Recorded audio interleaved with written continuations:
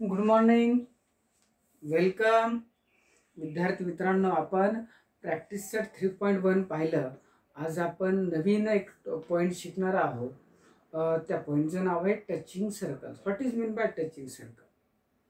Touching ह्या शब्दातच त्या ठिकाणी टचिंग सर्कल कशाला म्हणतात हे त्या ठिकाणी सांगूया.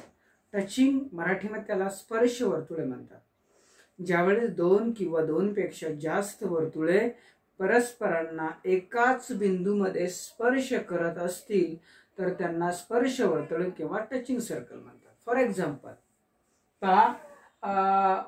दिस is the one circle and this is second circle.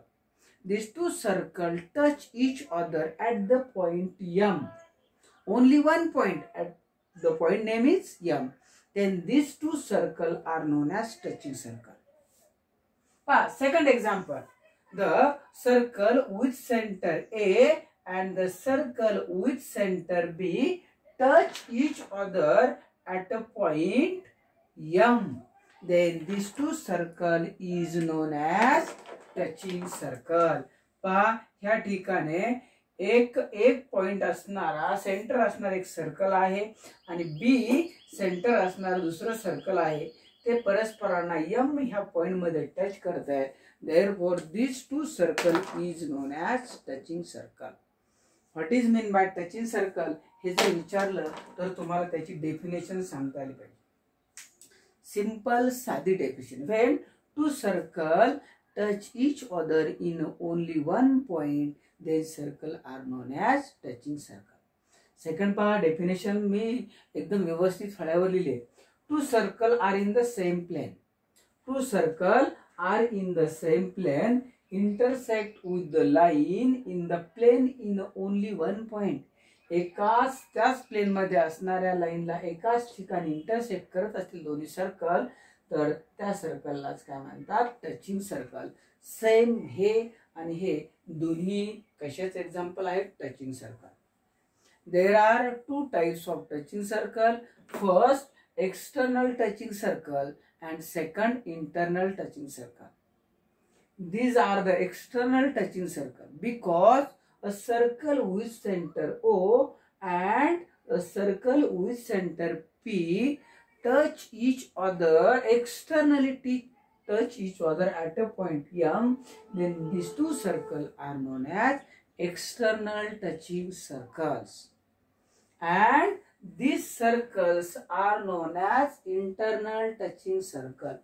ह्या ठिकाणी हिथं ओ सेंटर असणारा सर्कल आणि पी सेंटर असणारा सर्कल परस्परांना कोणत्या बिंदूमध्ये इंटरसेक्ट झालाय? एम मध्ये टच झालाय आणि ह्यांनाच काय म्हणतात? External touching circle. आणि ह्याची रेडियस आपण जर ह्या सर्कलची रेडियस जर R1 मानली, ह्याची रेडियस R1 आणि ह्याची रेडियस काय मानली? R2 मानली तर ह्या ठिकाणी तुम्हाला दोन पॉइंट मधलं दोन सेंटर मधलं डिस्टन्स विचारलं तर ते काढता येणं आवश्यक आहे. आणि हा जो पॉइंट ऑफ कॉन्टॅक्ट आहे ना, M is a point of contact. The point M is on the segment line join on the segment center joining this two points. सेंटरला जोडणाऱ्या रेषाखंडावर हा पॉइंट ऑफ कॉन्टॅक्ट असतो. म्हणजे ह्या ठिकाणी तुम्हाला जर ओपी विचारलं तर OP is equal to OM. OP is equal to OM plus OM plus PM. Therefore, OM is equal to R1 plus R2. Distance between two centers is equal to R1 plus R2. When these circles touch each other externally, external touch होत असेल आणि त्यांच्या centre मधला distance काढायचं असेल तर त्या ठिकाणी R1 प्लस R2 म्हणजे रेडियसची ऍडिशन करायची. आणि हा जो point of M is a point of contact आहे तो ह्या ओपी सेगमेंटवर असतो. हा थेरम आपल्याला नंतर प्रूव्ह करायचा आहे. वास्तव एवढं लक्षात ठेवा. आज थेरम आपण लगेच प्रूव्ह करणार आहोत. नेक्स्ट, ह्या ठिकाणी सर्कल विथ सेंटर काय आहे? ए. आणि पहा ह्या ठिकाणी ही रेडियस आहे, AM ही मोठ्या सर्कलची रेडियस आहे. ह्या मोठ्या सर्कलची रेडियसला आपण काय म्हणू, R1. आणि ह्या छोट्या सर्कलची इथून ही रेडियस आहे, त्या रेडियसला काय म्हणू, R2 म्हणू. आणि तुम्हाला ह्या दोन्हीतलं जर डिस्टन्स विचारलं तर ते सांगता आलं पाहिजे. डिस्टन्स बिटवीन देअर रेडियस विचारलं तर पहा बरं, AB इज इक्वल टू काय, मोठे AM मायनस BM. आणि AM इज इक्वल टू काय आहे, R1 minus R2. Distance between their center is equal to subtraction of their radius. मोठ्या रेडियस मधून छोटी रेडियस सबट्रॅक्ट करायची. एवढं हे डिस्टन्स असतं, हे तुमच्या लक्षात असू द्या. आणि हा पॉइंट हा ह्या सेंटर जोडणाऱ्या सेगमेंटवरच असतो. हा थेरम आपण आता लगेच पाहणार आहोत. तर ह्याला एक्सटर्नल म्हणतात आणि ह्याला इंटरनल म्हणतात. आणि हा जो point of contact lies on the segment joining to the center. Okay, अशा पद्धतीने आपण ह्या ठिकाणी हे दोन टचिंग सर्कल पाहिलं. ह्याच्यानंतर आपण पाहणार आहोत theorem of touching circle. Touching सर्कलचा theorem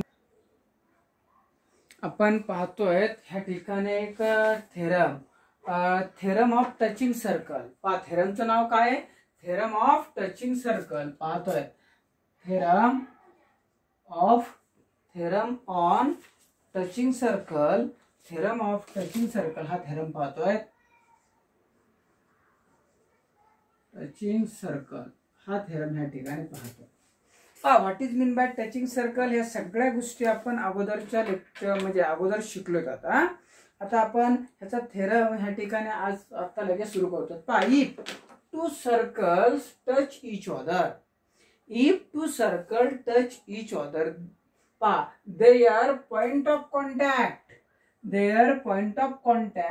lies on the line joining their center. जे अगोदर सांगितलं होतं तेच. हा जो पॉइंट ऑफ कॉन्टॅक्ट आहे हा सेंटरला जोडणारा जो सेगमेंट आहे त्याच्यावर असतो, हे प्रूव्ह करायचंय. आपण सगळ्यात अगोदर फिगर काढायची. फिगर काढली, a circle with centre A and second a circle with center B and touch each other at a point C. हे झालं. आणि तुम्हाला C पॉइंट हा सर्कस ह्या सेगमेंटवर असतो, हे तुम्हाला शो करायचं, दाखवायचे. त्याच्यानंतर सेम ॲज इट इज हे आणि हे एकच, आपण एकाच्या बाबतीत दाखवणार. सगळ्यात अगोदर काय लागतं, गिवन. गिवन मध्ये काय लिहायचं, जे आकृती दिसतंय तेच लिहायचं, बाकी वेगळं असं काही लिहायचं नाही. C is the point of contact. पहा, C is a point of contact of a two circle with center. Center काय, center A and B.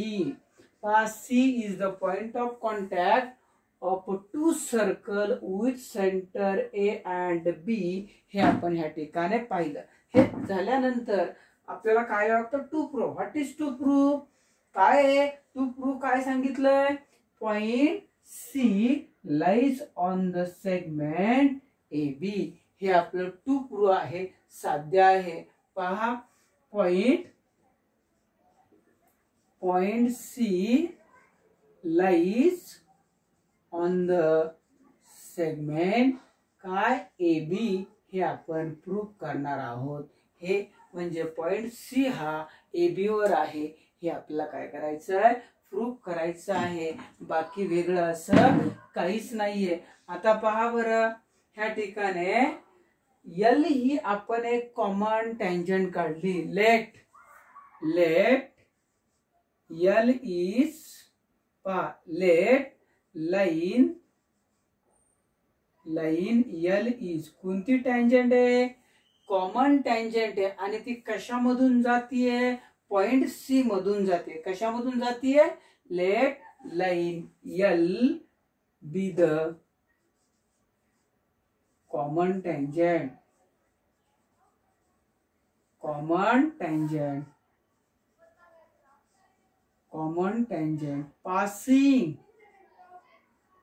passing through passing through. Point of कॉन्टॅक्टला नाव काय आहे? पॉइंट ऑफ कॉन्टॅक्ट सी मधून pass होते. Therefore by tangent theorem AC perpendicular to line L. Okay, म्हणजे line L perpendicular to AC and line L is also perpendicular to BC. Tangent theorem.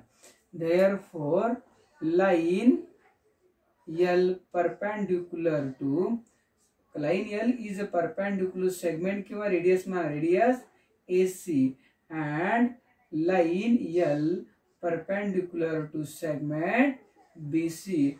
And what is the reason? Tangent theorem. याचा reason काय आहे? By tangent theorem. हे reason झालं. म्हणजेच काय? Therefore AC perpendicular to line L and BC is also perpendicular to line काय? L. AC आणि BC दोन्हीही ह्या ठिकाणी AC ह्याला L ला परपेंडिक्युलर आहे आणि BC सुद्धा ह्याला काय आहे? परपेंडिक्युलर आहे. आणि जर असं असेल तर थ्रू द हे त्याच्यामध्ये फक्त सी एकच पॉइंट आहे. एकाच पॉइंट मध्ये ह्या ठिकाणी परपेंडिक्युलर आहे. म्हणून ह्या ठिकाणी काय लिहायचं? Through C only one line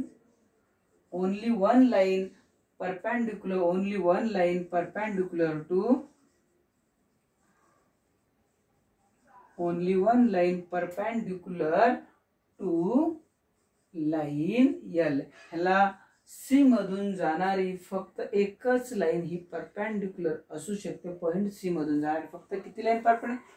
कारण कोणताही लाईन घेतली आणि एक पॉइंट घेतला, त्या पॉइंट मधून परपेंडिक्युलर असणारी किती लाईन काढता येते? फक्त एकच परपेंडिक्युलर लाईन काढता येते. म्हणून काय लिहिलं?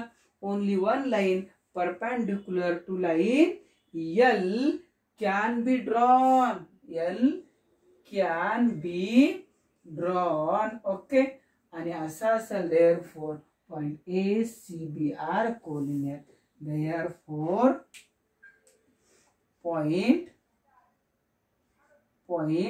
AC and B are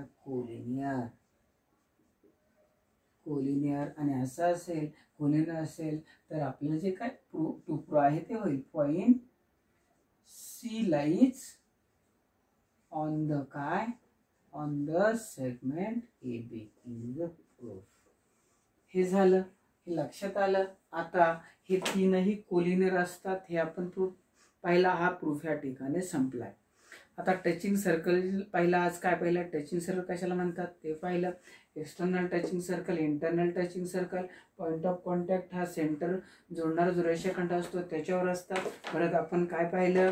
ह्या दोन्ही मधलं डिस्टन्स काढायचं आहे. AB जर काढायचं असेल, AB इज इक्वल टू काय असेल? AB इज इक्वल टू काय?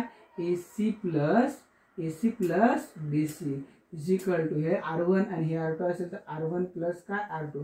ह्या ठिकाणी एक्सटर्नल मध्ये सेंटर मधला डिस्टन्स काढायचा असेल तर रेडियसची ऍडिशन करायची. आणि इंटरनल मध्ये या ठिकाणी AB हे डिस्टन्स काढायचं असेल तर AB इज इक्वल टू काय? AC मायनस काय? BC.